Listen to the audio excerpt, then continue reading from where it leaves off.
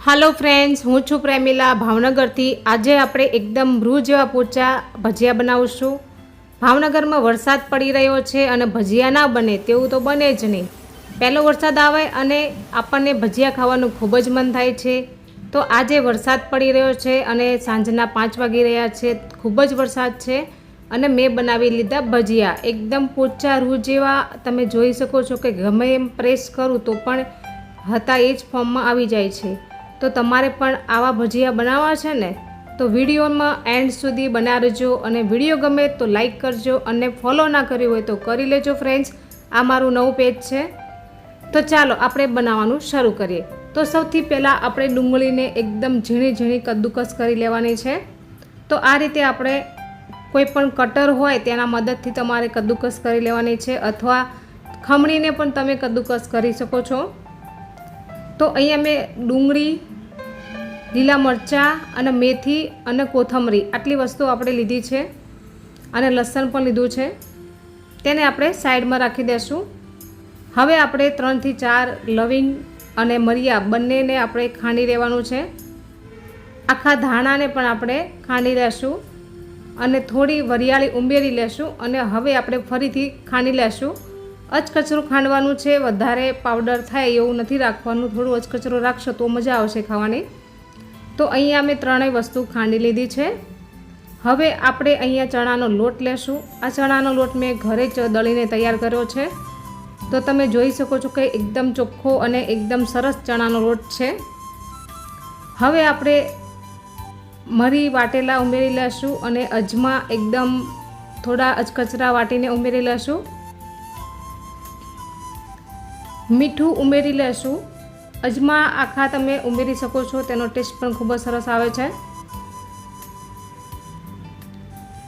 આખા ધાણા પણ ઉમેરશું। આપણે અચકચરા પણ વાટ્યા છે અને આખા પણ ઉમેરવાના છે। બંનેનો ટેસ્ટ ખૂબ જ સરસ એવો આવશે ફ્રેન્ડ્સ। હવે અચકચરા વાટેલા પણ ઉમેરી લેશું। 1 ટીસ્પૂન હલ્દી પાવડર ઉમેરી લેશું, બહુ વધારે નથી ઉમેરવાની। ધાણા જીરું પાવડર ઉમેરી લેશું 1 ચમચી। ક્વોન્ટિટી પ્રમાણે તમારે મસાલા ઉમેરવાના રહેશે ફ્રેન્ડ્સ। અહીંયા હું ઓછી ક્વોન્ટિટીમાં બનાવી રહી છું। 1 ટીસ્પૂન લાલ મરચું પાવડર ઉમેરશું। વધારે લાલ મરચું પાવડર નથી ઉમેરવાના, નહીંતર લાલ થઈ જશે। હવે આપણે થોડું થોડું પાણી ઉમેરીને બેટર બનાવી લેશું। વધારે પતલું પણ નથી કરવાનું અને વધારે જાડું પણ નથી રાખવાનું। તો આ રીતે આપણે બેટર બનાવી લેશું। હજી સુધી મારા પેજને ફોલો ના કર્યું હોય તો કરી લેજો નવી નવી રેસીપી જોવા માટે। જો ફ્રેન્ડ્સ આ રીતે આપણે બનાવી લેશું। ધીમો ધીમો વરસાદ પડી રહ્યો છે અને ભજીયા પણ બની રહ્યા છે। હવે ગરમી ઓછી થશે અને વરસાદનું આગમન થઈ ગયું છે। તો નવી નવી આપણે ભજીયાની રેસીપી બનાવીશું। ચોમાસાની સિઝન શરૂ થઈ ગઈ છે।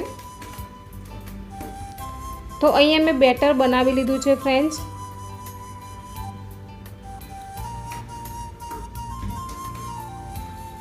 ખાવાના સોડા ઉમેરી લેશું। ખાસ ટ્રીક આપણે અહીંયા ધ્યાન દેવાની છે કે ખાવાના સોડા આપણે થોડા અમથા જ ઉમેરવાના છે, બહુ વધારે નથી ઉમેરવાના। પણ જો તમારે વધારે ક્વોન્ટિટીમાં હોય તો તમારે એ પ્રમાણે ખાવાના સોડા ઉમેરવાના છે। અને ખાવાના સોડા ઉપર જ આપણે આ રીતે લીંબુના 3 થી 4 ટીપા પાડશું। આ રીતે તમે થોડું લીંબુ ઉપર નાખશો તો સોડા છે ખાવાના તે એક્ટિવ થઈ જશે। તેના લીધે જ આપણા ભજીયા છે તે એકદમ પોચા રૂ જેવા બનશે અને એકદમ જાળીદાર બનશે। હવે બરાબર મિક્સ કરી લેશું। બહાર વરસાદ પડી રહ્યો છે અને હું થોડો વોઇસ ઓવર કરી રહી છું તો થોડો વરસાદનો પણ અવાજ આવતો હશે। તો તમે જોઈ શકો છો કે મેં બેટર કેવું રાખ્યું છે। વધારે પતલું પણ નથી રાખ્યું અને વધારે ઘટ પણ નથી રાખ્યું। તો જ આપણા ભજીયા છે તે એકદમ પોચા રૂ જેવા બનશે અને એકદમ જાળીદાર બનશે। તમને લાગતું હશે કે આપણું બેટર છે તે પાતળું છે, પણ હજી આપણે આ બધી વસ્તુ ઉમેરશું એટલે એ બરાબર થઈ જશે। હવે આપણે ડુંગળી, મરચાં, કોથમરી અને લીલી મેથી આપણે સુધારીને રાખી છે તે ઉમેરી લેશું।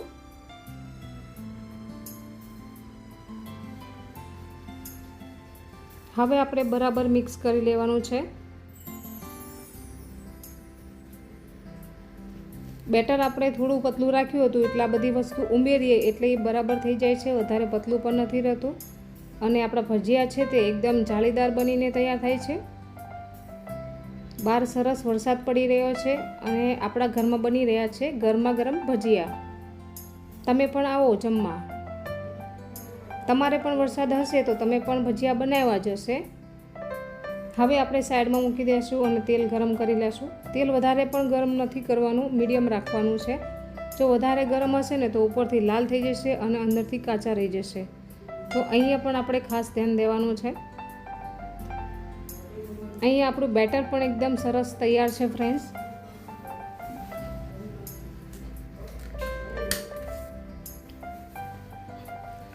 આપણું તેલ પણ સરસ તૈયાર થઈ ગયું છે ગરમ. હવે આપણે ભજીયા પાડી લેશું. વિડીયો ક્યાંથી જોઈ રહ્યા છો મારી બહેનો અને ભાઈઓ, કમેન્ટમાં જરૂરથી તમારા સિટીનું નામ, તમારું નામ અને ગામનું નામ જરૂરથી જણાવજો, જેથી મને પણ ખબર પડે કે આ વિડીયો ક્યાં જોવાઈ રહ્યો છે. અને આ વિડીયો બન્યો છે ભાવનગરથી. તો આ રીતે આપણે થોડું થોડું બેટર લઈ અને આ રીતે ભજીયા આપણે પાડી લેવાના છે. બહાર ખૂબ જ સરસ એવો વરસાદ પડી રહ્યો છે ફ્રેન્ડ્સ. ભાવનગરમાં સાંજનો ટાઈમ થઈ રહ્યો છે.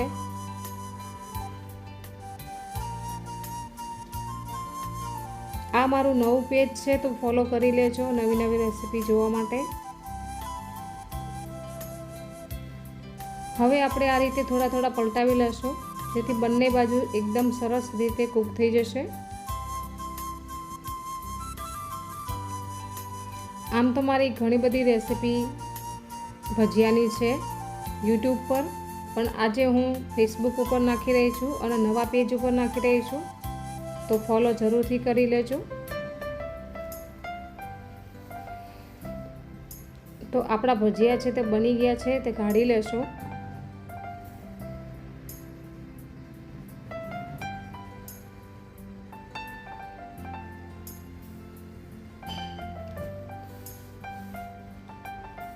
એક ડીશમાં લઈ લેશું. જો એકદમ સરસ, એકદમ ગોળ અને એકદમ જાળીદાર અને એકદમ પોચા રૂજ જેવા બન્યા છે. તમે ગમે એમ પ્રેસ કરશો ને તો પણ એ હતા એવા જ થઈ જશે, એટલા પોચા બનીને તૈયાર થાય છે ફ્રેન્ડ્સ. ચાલો બીજો બેચ પણ બનાવી લઈએ. અને જ્યાં વધારે કોથમરી તમે નાખશો તો એ હેલ્ધી પણ છે અને કોથમરીથી ભજીયાનો ટેસ્ટ ખૂબ જ સરસ આવે છે ફ્રેન્ડ્સ. તો કોથમરી વાટી અથવા તમે એકદમ ઝીણી સુધારીને નાખજો, બહુ જ સરસ લાગે છે. આપણે આની અંદર કોથમરી અને મેથીનો બંનેનો ઉપયોગ કરેલો છે. તમારી પાસે મેથી ના હોય તો તમે એકલા કોથમરીના પણ બનાવી શકો છો. બીજો બેચ પણ બની ગયો છે ફ્રેન્ડ્સ.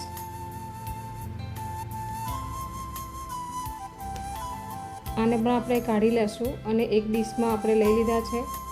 તમે જોઈ શકો છો કે કેટલા સરસ બન્યા છે. કેટલા મેં પ્રેસ કર્યા તો પણ હતા એવા થઈ જાય છે. જો એટલા પ્રેસ કરું ને તો પણ હતા એવા થઈ જાય છે.